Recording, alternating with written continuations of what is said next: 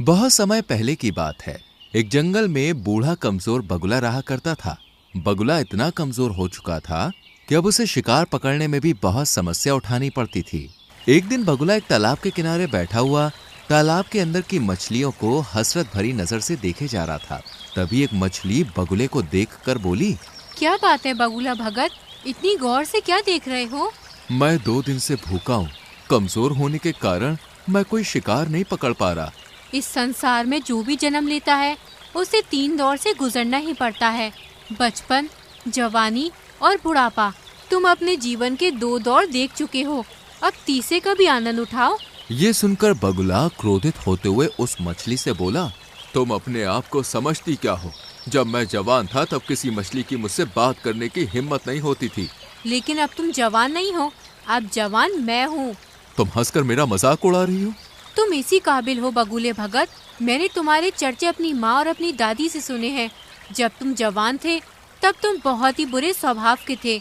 अब तुम बूढ़े हो चुके हो, इसलिए तुम्हारा मजाक उड़ाकर मैं तुमसे अपने पूर्वजों के साथ किए गए दुर्व्यवहार का बदला ले रही हूँ। बस इतना बोलकर मछली बगुले का मजाक उड़ाती हुई वहां से चली गई।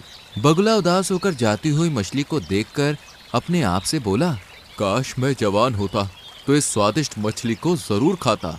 मगर बगुला नहीं जानता था कि इस दृश्य को दूर से एक कबूतर बैठा हुआ देख रहा था। कबूतर तुरंत उड़ता हुआ मीनू मौसी और रानू चिड़िया के पास जा पहुंचा और उन दोनों की ओर देखकर बोला, जब से मैंने बगुले का हाल देखा है तब से तो मुझे बुढ़ापे से डर लगने लगा है। रानू चिड़िया चौंकती हुई बोली, तुम कहना क्या चाहते हो?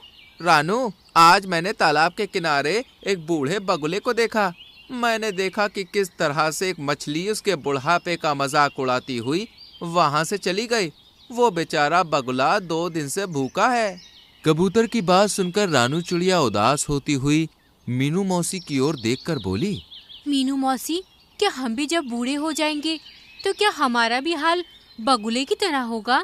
नहीं रानू, ऐसा कुछ नहीं होगा, क्योंकि हम सभी अपने बुढ़ापे का इंतजाम करके चलेंगे। और रहा सवाल उस बगुले का, तो उसके बारे में सुनकर मुझे बुरा लग रहा है, लेकिन कोई भी किसी का ऐसे ही मजाक नहीं उड़ाता। ये सुनकर रानू चौंकती हुई बोली, आप कहना क्या चाहती हैं मीनू मौसी? देखो, कबूतर ने केवल उस बगुले का बुढ़ापा देखा है, क्या पता वो जवानी में कैसा हो। जो भी हो मीनू मौसी, हमें उस बगुले की मदद करनी चाहिए। हम उसकी मदद भला किस प्रकार से कर सकते हैं? हम तो स्वयं कमजोर पक्षी हैं और हम सब शाम तक मेहनत करके बड़ी मुश्किल से स्वयं अपना पेट भर पाते हैं। इतना बोलकर मीनू मौसी वहां से चली गए। मगर रानू चिड़िया के दिमाग में बार बार बेचारे उस बूढ़े बगुले का विचार आ रहा था। रानू चिड़िया इसी उधेड़ बुन में उड़ती हुई जंगल के दूसरे छोर पर जा रही थी कि तभी उसकी नजर एक चील पर पड़ी। रानू चिड़िया ने देखा कि उस चील के इर्द गिर्द बहुत सारे पक्षी गोल घेरा बनाए हुए बैठे थे। अरे, ये चील तो हमारे जंगल की नहीं लगती। और ये सारे पक्षी इस चील के सामने सम्मान पूर्वक क्यों बैठे हुए हैं? मुझे जाकर पता करना चाहिए। रानू चिड़िया उड़ती हुई उस चील के पास पहुंच गई और वहां बैठे हुए काले कौवे से बोली, काले कौवे, आखिर हमारे जंगल के सारे पक्षी इस चील के सामने क्यों बैठे हुए हैं? और ये चील तो हमारे जंगल की नहीं लगती। रानू, ये कोई मामूली चील नहीं है, बल्कि चमत्कारिक और विचित्र चील है, जो दूसरे जंगल से भ्रमण करती हुई यहाँ तक आई है। कुछ दिनों बाद ही यहाँ से चली भी जाएगी।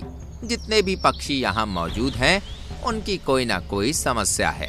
वो सब अपनी समस्याओं का समाधान करवाने के लिए इस चील के पास बैठे हैं। रानू चिड़िया हंसते हुए काले कौवे से बोली, मुझे तुमसे ऐसी अंधविश्वास भरी बातों की उम्मीद नहीं थी। नहीं रानू, मैं स्वयं अपनी आंखों से इस चील का चमत्कार देख चुका हूँ। तभी वो चील रानू चिड़िया की ओर देखकर बोली, मैं कोई पाखंडी चील नहीं हूँ। मुझ में वास्तव में चमत्कारिक शक्तियाँ हैं। मैं कैसे मान लूँ?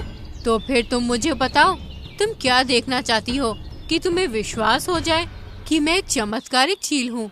हमारे जंगल में एक बगुला बूढ़ा हो चुका है।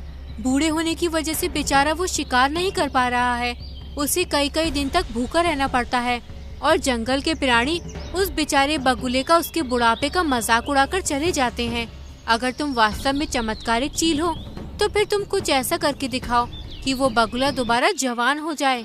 रानू चिड़िया की बात सुनकर चील रहस्यमयी अंदाज में रानू चिड़िया से बोली, हमें प्रकृति के नियमों के खिलाफ नहीं जाना चाहिए। जो एक बार बूढ़ा हो चुका है उसे बूढ़ा ही रहने दो। तुम प्रकृति के नियमों को समझती नहीं हो। कहीं ऐसा न हो कि तुम्हें बाद में पछताना पड़े और दोबारा मेरे पास आना पड़े। सीधे सीधे ये क्यों नहीं कहती कि तुम एक पाखंडी चील हो और झूठ बोलकर यहाँ के पक्षियों को भ्रमित कर रही हो। रानू चिड़िया की बात सुनकर चील क्रोधित होती हुई बोली, ठीक है, अगर तुम यही चाहती हो तो यही सही।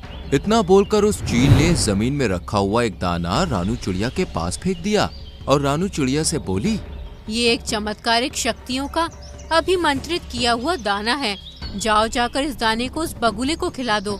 वो बगुला जवान हो जाएगा, उसके अंदर जवानी जैसी ही शक्तियाँ आ जाएंगी।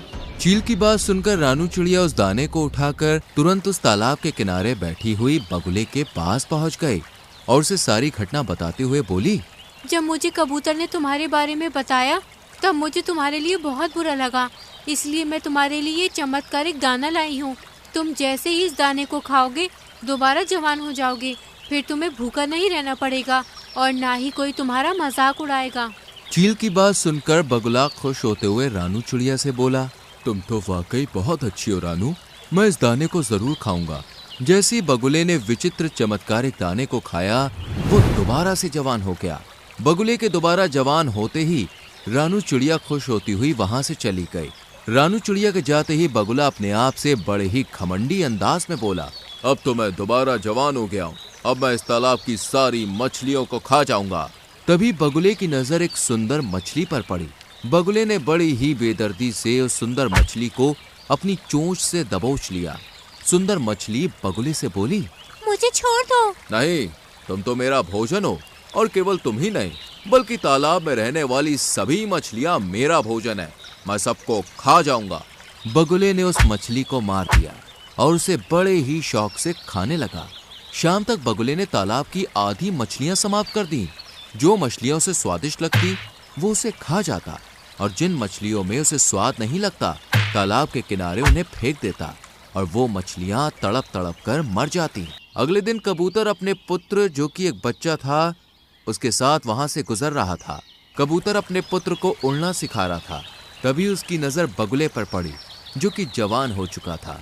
कबूतर अपने बेटे के साथ तुरंत उस बगुले के नजदीक पहुंच गया। तुम्हें जवान देखकर मुझे बहुत ही अच्छा लग रहा है। तभी कबूतर की नजर वहां मरी हुई मछलियों पर पड़ी। ये तो तालाब की मछलियां हैं।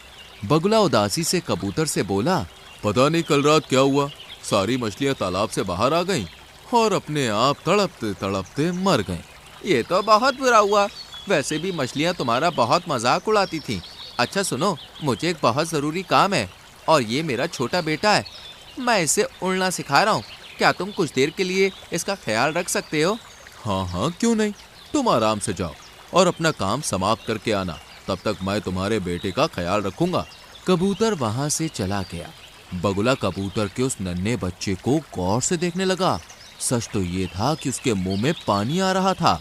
वो मन ही मन में बोला, जब मैं जवान था तब मैं कबूतरों का मांस बड़े ही शौक से खाया करता था।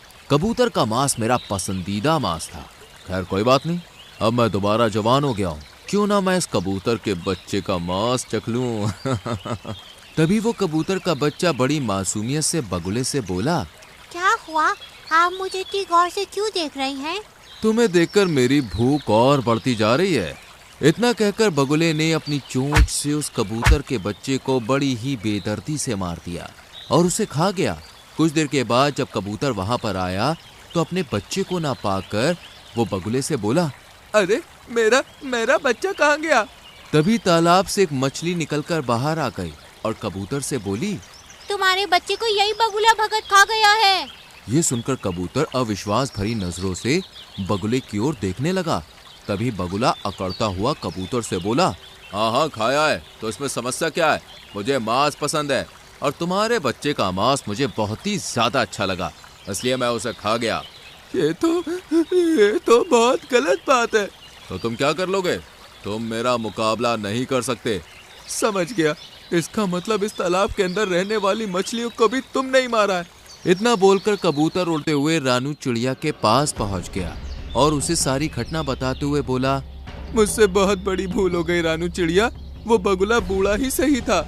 मुझे तुम्हारे बच्चे की मौत के बारे में सुनकर बहुत बुरा लग रहा है और मुझे अपने ऊपर पछतावा भी हो रहा है। उस चील ने बिल्कुल सही कहा था, हमें प्रकृति के नियमों के साथ छेड़छाड़ नहीं करनी चाहिए। चलो मेरे साथ। रानू चिड़िया कबूतर के साथ उस चील के पास पहुंच गई और सारी घटना बताती हुई बोली, मुझे क्षमा कर दो चील, मैंने तुमसे कहा था परंतु तुमने मेरी बात नहीं मानी। खैर अभी भी कुछ नहीं बिगड़ा। इतना बोलकर उस चील ने एक और दाना रानू चिड़िया के सामने फेंक दिया। इस दाने को उस बगुले के ऊपर फेंक देना, वो दोबारा बूढ़ा हो जाएगा। रानू चिड़िया तुरंत उस दाने को लेकर उस बगुले के पास पहुंच गई और ऊपर से उसने वो दाना बगुले के ऊपर फेंक दिया। दाना शरीर से स्पर्श होते ही बगुला फिर से बूढ़ा हो गया। अरे ये मेरे साथ क्या हो रहा है? मैं तो फिर से बूढ़ा हो गया। तभी रानू चिड़िया क्रोधित होती हुई बगुले से बोली, तुम बूढ़े ही अच्छे लगते हो बगुले, जो मैंने भूल की थी उसे मैंने सुधार दिया। इतना बोलकर रानू चिड़िया वहाँ से चली गई और बगुला दोबारा बुढ़ा और कमजोर हो गया। तो दोस्तों, कैसी लगी आपको हमारी ये कहानी?